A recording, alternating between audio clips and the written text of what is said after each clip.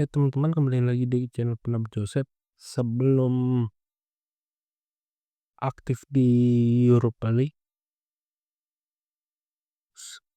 beberapa harus memastikan tepatnya di Coppa Italia. Salah satu ajang yang bisa memberikan tiket langsung ke Europa League.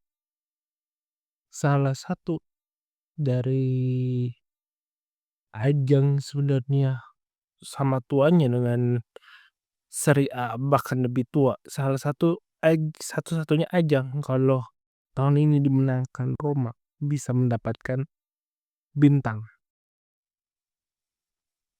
Tapi faktanya semua harapan itu tidak pernah bisa dipenuhi tahun ini. Kenapa? Karena ya kita kalah. Apa faktor yang menyebabkan kita kalah? Lebih kepada kondisi tim pertama, kedua adalah situasi lapangan, ketiga adalah mental tim, keempat yang paling strategis adalah tidak punya lagi opsi untuk dikembangkan Gasper ini. Opsi pertama, situasi tidak ada lagi pertama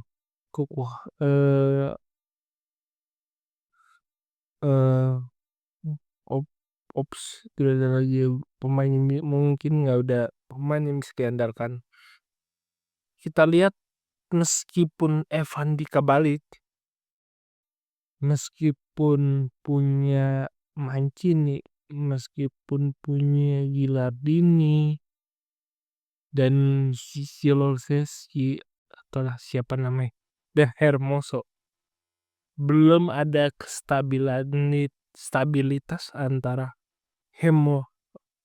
Hemoroso dan beberapa pemainnya tuh ada di standar yang sama. Itu yang menyebabkan kekuatan tim ini gampang goyah. Kedua adalah gelandang bertahan gak ada lagi opsi untuk diganti. Lebih kepada gelandang box to box yang bisa diganti antara Manukone diganti Elnoi atau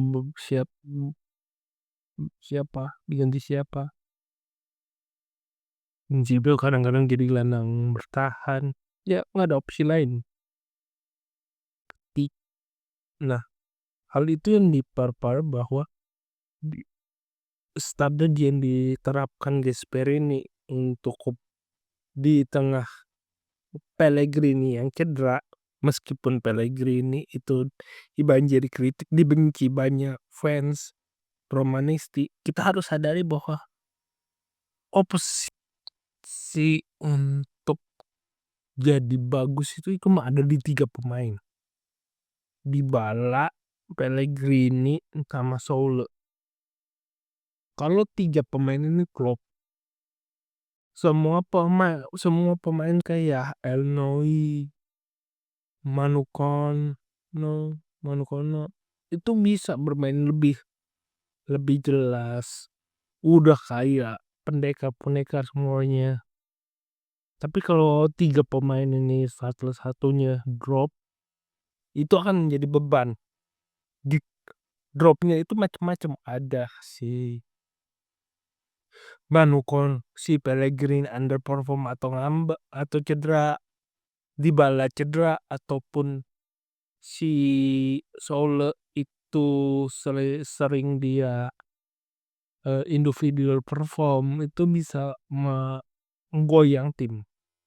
Nah sekarang dihadapkan Pellegrini cedera, Dybala sudah hampir di titik batasnya, dan Manukone ya sekarang tidak terlalu egois lagi di awal putaran kedua ini ataupun di bagian akhir putaran 1 menuju ke awal putaran 2. Tetapi ya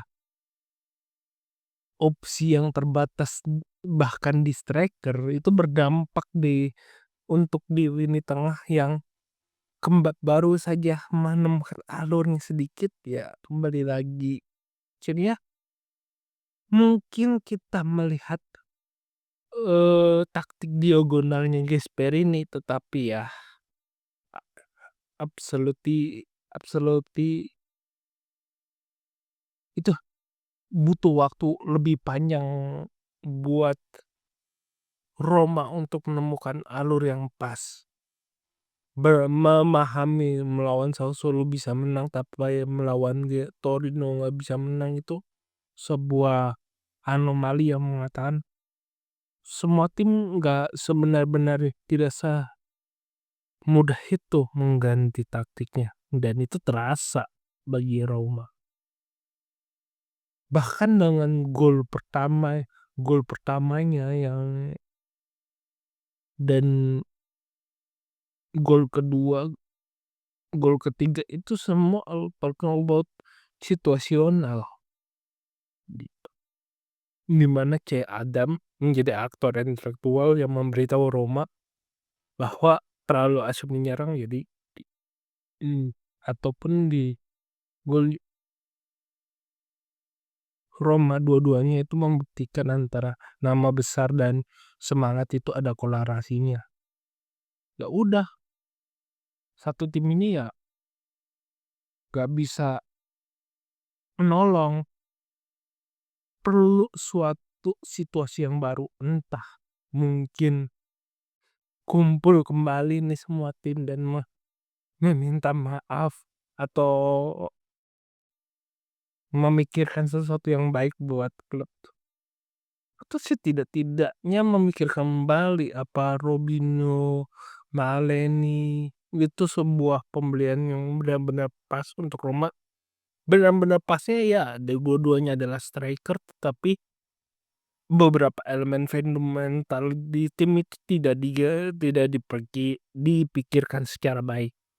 Ya, kita dapat back, tapi apakah kita dapat gelandang bertahan? Apakah kita mendapat gelandang kreatif? Apakah gelandang bertahan dan kreatif itu nanti kalau kita beli bisa membantu tim? Dari itu tidak benar dilakukan. Akhirnya kalau kita kembali lagi di laga Roma dan Torino yang begitu mengecewakan gara-gara beberapa faktor internal di tim, baik itu terbatas pemain, terbatas opsi pergantian pemain, terbatas dalam memberikan taktik, dan situasi ini belum bisa diperbaiki secara waktu, butuh waktu panjang maksudnya, ataupun butuh kebijakan baru. Niscaya ya Roma sulit untuk mempertahankan posisinya. Mungkin sekian dari saya, kurang lebih mohon maaf. Like video ini, subscribe pendapat Joseph. Jika ada kritik, saran, terus komentar. Jika ada keinginan berinvestasi, silakan klik link di deskripsi akhir kata. Sampai jumpa di video selanjutnya. Terima kasih.